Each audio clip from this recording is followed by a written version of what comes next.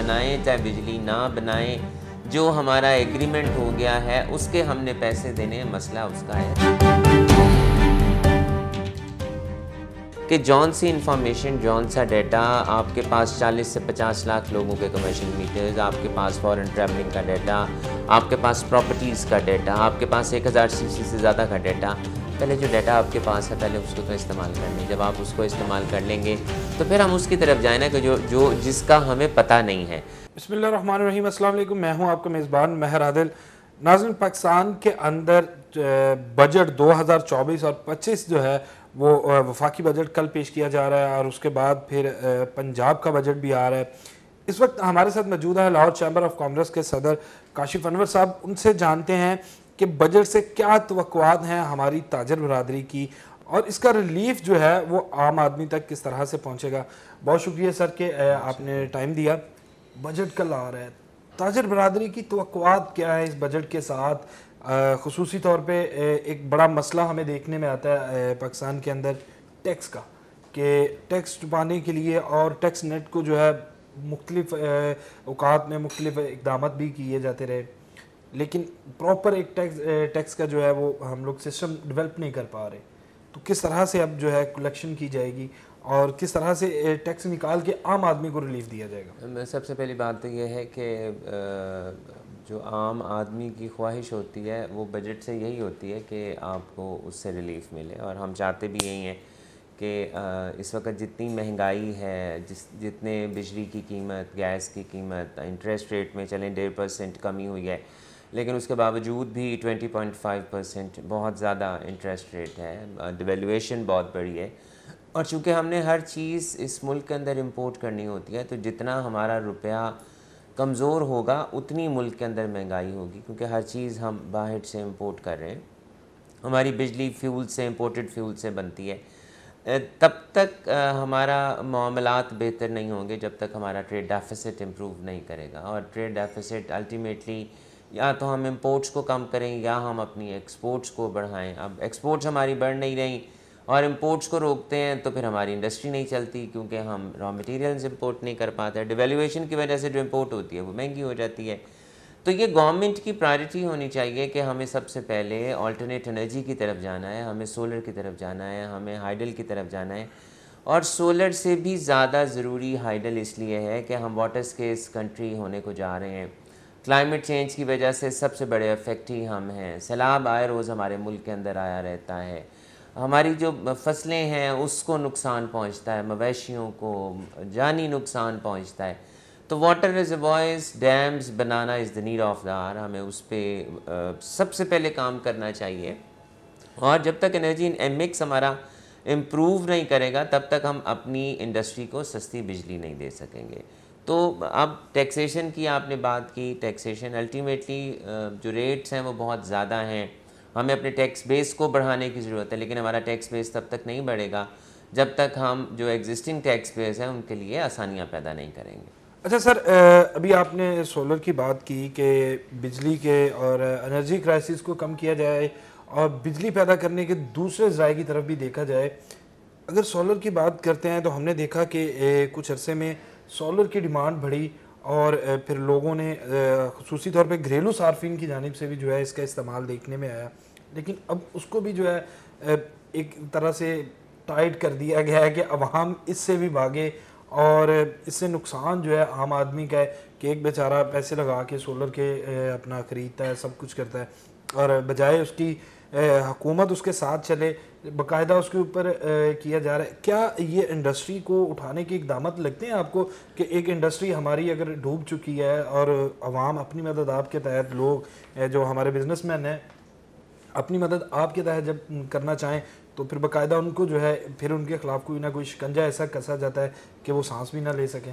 आप बिल्कुल ठीक कह रहे हैं। देखें, जो सोलर एनर्जी है ये तो अल्लाह ताला का हम पे करम है कि हमारे यहाँ पर 8 महीने हमारे सूरज रहता है, और इस सूरज के लिए तो ना ही हमने कोई ऐसे इकदाम करने हैं कि जिस तरह पानी के लिए तो हमें फिर कोई बहुत जगह चाहिए है। सूरज की रोशनी को लेने के लिए तो हमें जगह भी नहीं चाहिए, और हर जो इंडिविजुअल है, चाहे उसने अपनी इंडस्ट्रियल कंजम्पशन के लिए इस्तेमाल करना है, चाहे उसने अपनी रेजिडेंशियल कमर्शियल के लिए इस्तेमाल करना है, उसने अपने पैसों से प्लेट्स लगानी है, अपने पैसों से ये सारा प्लांट लगाना है सोलर का, और उसने ग्रिड में देना। अब और बस ये टैक्स जो चलता जा रहा है, सोलर खरीदने पे टैक्स, और फिर वो एक एक स्टेप के ऊपर जो है वो टैक्स अदा कर रहा है। वो दरअसल मसला उसका नहीं है, मसला उस टैक्सेशन का नहीं है, मसला आईपीपीस का है कि हमने जो एग्रीमेंट्स किए हैं कि जिस तरह हमारी कि हम जितनी बनाएंगे बिजली बनाएं चाहे बिजली ना बनाएं, जो हमारा एग्रीमेंट हो गया है उसके हमने पैसे देने हैं, मसला उसका है। तो देखें, हमें उन एग्रीमेंट्स को जब 25 साल के बाद ख़त्म हुए तो हमें रिन्यू नहीं किया जाना चाहिए था। और मैं उसी में बात एक ऐड करता चलूँ कि चले हम जो हमारे फॉरेन इन्वेस्टर्स हैं हम उनके साथ नहीं कर सकते या नहीं करना चाहिए। जो पाकिस्तानियों की कंपनियां हैं हमें उनसे तो रीनेगोशिएट करना चाहिए पाकिस्तान के लिए। सर जो पाकिस्तान की कंपनीज हैं जिस तरह आईपीपीज के अंदर सब जो है वो बैठे हुए हैं इक़्तिदार के अंदर। अगर बात असम्बली की जाए या कहीं तो फिर बातें भी की जाती हैं, इनकलाब के दावे भी किए जाते हैं, लेकिन जो उनके इख्तियार में है क्या वो खुद एक कदम आगे बढ़ नहीं सकते आवाम के लिए?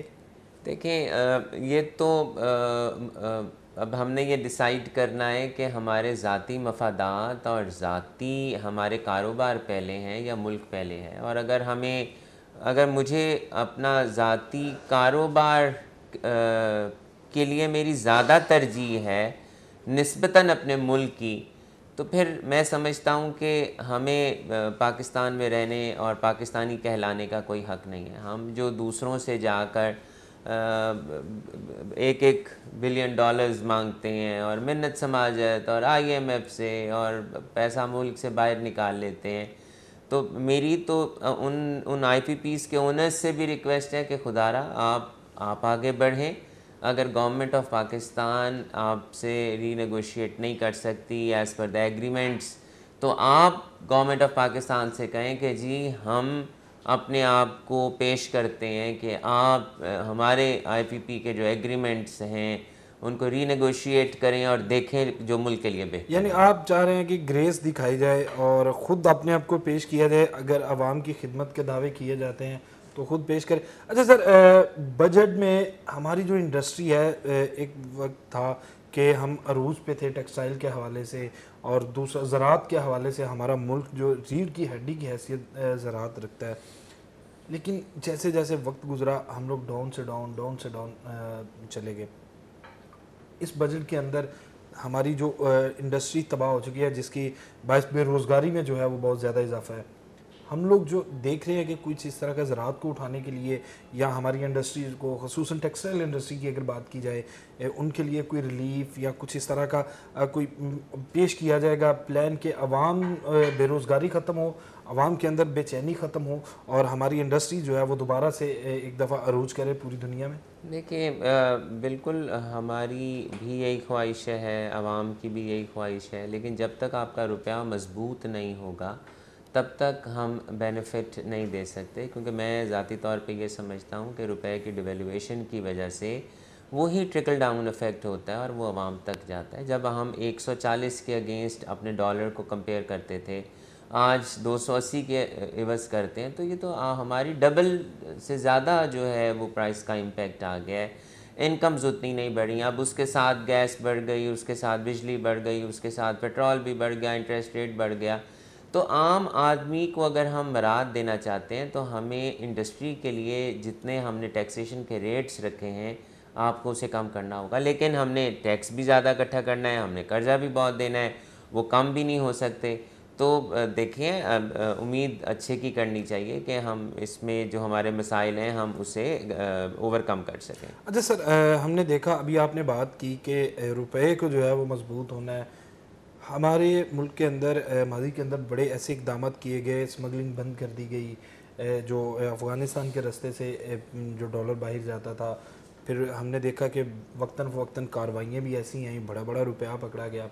ऐसी क्या वजह, कहाँ पे ऐसी कोई बंद बांधा जा रहा है कि डॉलर को अभी तक जो है वो हम नीचे नहीं ला सके, रुपए को जो है वो मुस्तहकम नहीं कर सके? क्या हम लोग जो हैं कह सकें कि यार अब पाकिस्तान की जो दूसरे दिन, या हम अक्सर सुनने में आता है कि दिवालिया होने जा रहा है, दिवालिये के करीब है पाकिस्तान, तो इस तरह की आवाज़ें जो है वो बंद हों और कोई हौसला अफजा खबरें हमारे तक पहुँचे? देखिए, हमें इस मुल्क के अंदर ऐसा एनवायरनमेंट देना होगा कि वो पैसा जो इस मुल्क से बाहर जा रहा है, जिसकी तरफ आपने भी निशानदही की कि स्मगल हो रहा है और वो उसको रोका गया, तो जो हमारा दुबई में इस वक्त $10 बिलियन की प्रॉपर्टीज़ निकली हैं सिर्फ पाकिस्तानियों की, जो कि कहते हैं कि $20 बिलियन से ज़्यादा की हैं। तो इसके अलावा भी दूसरे ममालिक में हमारी ये पैसा क्यों निकला? मैं तो सिर्फ ये कहता हूँ कि उस पैसे को रोक लीजिए और वो पैसा जो ग्रे इकॉनमी का आपकी इकॉनमी के अंदर कंट्रीब्यूट नहीं कर रहा, आपकी इकॉनमी के अंदर नहीं आ रहा, जिससे आपकी मईशत, आपके और सेक्टर्स चल सकते हैं, उस पैसे को हमें अंदर लाना चाहिए। और अभी भी बहुत सा पैसा है, बहुत से ऐसे आपकी फ़ॉरेन करेंसी है जो आपके घरों में, तिजोरियों में पड़ा है। ऐसे इक़दामात करने चाहिए कि वो पैसा बाहर के ममालिक में ना जाए, बाहर जाके इन्वेस्ट ना हो और इस मुल्क के अंदर इन्वेस्ट हो, और उस ग्रे इकॉनमी के पैसे को आप वाइट इकॉनमी का हिस्सा बनाएं ताकि वो कंट्रीब्यूट करे वो पैसा आपकी एग्जिस्टिंग इकॉनमी के साथ, ताकि उससे रोज़गार भी हो और उससे इन्फ्लेशन भी कम हो। सर अभी टाइम आपके पास भी शॉर्ट है, आखिरी सवाल उसके साथ फिर इजाज़त चाहूँगा। ऐसा रिलीफ जो है कब आवाम को देखने को मिलेगा इस बजट से आपके मुताबिक? और जो हम देख रहे हैं, सुन रहे हैं, उसके मुताबिक तो कोई हौसला अफजा खबरें नहीं है। टैक्स जो है वो मज़ीद बढ़ा दिया गया है, मज़ीद महंगाई का एक नया दौर चलेगा और पाकिस्तान की आवाम पहले ही जो है वो महंगाई के बोझ तले दबी हुई है। कुछ एक आप कह लें कि एक ऐसा कोई झोंका हवा का नसीब होगा हमें जिसमें हम कह सकते हैं कि यार चले यहाँ से हमें कुछ ठंडक महसूस हो? देखिए, हमें गवर्नमेंट को अप्रिशिएट करना चाहिए है कि चले जो भी इकदाम किया कि डॉलर एक जगह पे खड़ा है रुपये के एवज़, इसको और इम्प्रूव करना चाहिए, रुपए को मजबूत होना चाहिए।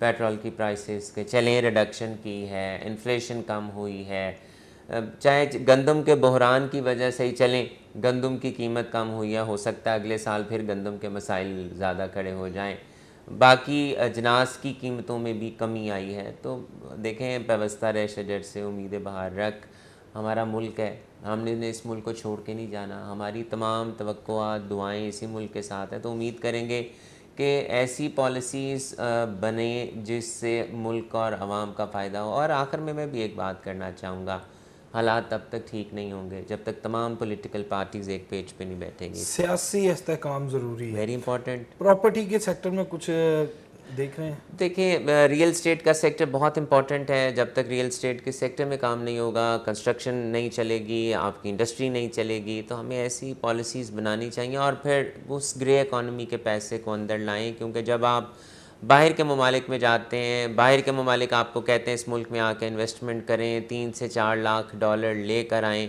वो तो कभी नहीं कहते कि FATF का मसला है, वो तो नहीं कहते ग्रे इकॉनमी और ब्लैक इकॉनमी का मसला है, वो तो अपने डॉलर्स अपने मुल्क के अंदर आने देते हैं। तो ये तमाम मसाइल हमारी इकॉनमी के लिए क्यों आ जाते हैं? तो हमें भी ऐसे इक़दाम करने चाहिए कि वो डॉलर्स आपके मुल्क के अंदर आएँ, कंट्रीब्यूट करें, इससे हमारा फ़ायदा है, इंडस्ट्री चलेगी, कंस्ट्रक्शन चलेगी, रोज़गार मिलेगा, लॉ एंड ऑर्डर इम्प्रूव होगा और इंशाल्लाह पाकिस्तान भी बेहतर होगा। अच्छा सर, गवर्नमेंट जो है वो डॉक्यूमेंटेड बिजनेस और बिल वगैरह के कुछ चक्कर डाल रही है। शालमी के अंदर बैठा ताजर जो है वो एक कच्चा बिल देता है, जिसे हम आम जुबान में एक पर्ची कह लें। किस तरह से इतने बड़े नेट को जो है वो डॉक्यूमेंटेशन करवाई जाएगी ताजर के, और किस तरह से टैक्स वसूल? देखिए, ये बहुत ज़रूरी है कि जो एग्जिस्टिंग टैक्स पेयर्स हैं आप उनको पहले सहूलियात दें, उन्हें इज़्ज़त दें, उनके लिए आसानियाँ पैदा करें। आप अगर हम डिफ्रेंशिएट करें कि फ़ाइलर और नॉन फाइलर में फ़र्क क्या है, तो पेनल्टी का फ़र्क है कि फ़ाइलर के लिए पेनल्टी कम है, नॉन फाइलर के लिए पेनल्टी ज़्यादा है। और टैक्स बेस को बढ़ाना चाहिए, सबको इनकम टैक्स की रिटर्न देनी चाहिए। मैं तो ये बात बिल्कुल नहीं मानता कि पाकिस्तानी टैक्स नहीं देते, हर पाकिस्तानी टैक्स देता है, इनडायरेक्ट देता है। हाँ, ये बात ज़रूर है, इनकम टैक्स की रिटर्न फाइल नहीं करता, और ये भी हो सकता है और है कि जितना देना चाहिए वो उतना नहीं देते। लेकिन बात यह है कि हमें उस एनवायरनमेंट को बेहतर करना होगा जिसकी वजह से आपका टैक्स बेस बढ़े। और मैं इसके जवाब में बात ये करता हूँ कि जौन सी इंफॉर्मेशन, जौन सा डाटा आपके पास 40 से 50 लाख लोगों के कमर्शियल मीटर्स, आपके पास फॉरेन ट्रैवलिंग का डाटा, आपके पास प्रॉपर्टीज़ का डाटा, आपके पास 1000 सीसी से ज़्यादा का डाटा। पहले जो डाटा आपके पास है पहले उसको तो इस्तेमाल कर लें। जब आप उसको इस्तेमाल कर लेंगे तो फिर हम उसकी तरफ जाए ना कि जो जिसका हमें पता नहीं है। तो ये मेरी एडवाइस भी है, रिक्वेस्ट भी है और मेरी सजेशन भी है कि आप जो एग्जिस्टिंग टैक्स पेयर हैं उनके लिए पॉलिसीज़ ना बनाएं, पॉलिसीज़ उनके लिए बनाएं जो टैक्स नेट के बाहर हैं। और हमने उन्हें भगाना नहीं है, हमने उन्हें टैक्स नेट के अंदर लाना है, लेकिन हमारी पॉलिसीज़ उन्हें टैक्स नेट में नहीं आने देती, क्योंकि हर मुश्किल, हर problem, audit, penalties, bank attachments, inquiries, statements, वकील, पैसे, सब चीज़ें उनके लिए हैं जो टैक्स नेट के अंदर हैं। तो हमें उस सिस्टम को कम करना है। उसके बाद जब देखें हमें राग़िब करना है टैक्स बेस की तरफ आने को। अगर हम अपने आप को करते हैं कि जी हम कंपेयर करें इंग्लैंड के साथ, अमेरिका के साथ, तो देखें हम उनकी इकोनॉमीज़ और हमारी इकोनॉमीज़ में फ़र्क है। हमें दवाई वो दें जिसका हमें मर्ज़ है, आप हमारे मर्ज़ से के लिए उनकी दवाई ना दें जो उनको सूट करती है। तो इट इज़ वेरी इंपॉर्टेंट, लेकिन हमें कहीं से स्टार्ट लेना है, बहुत ज़रूरी है।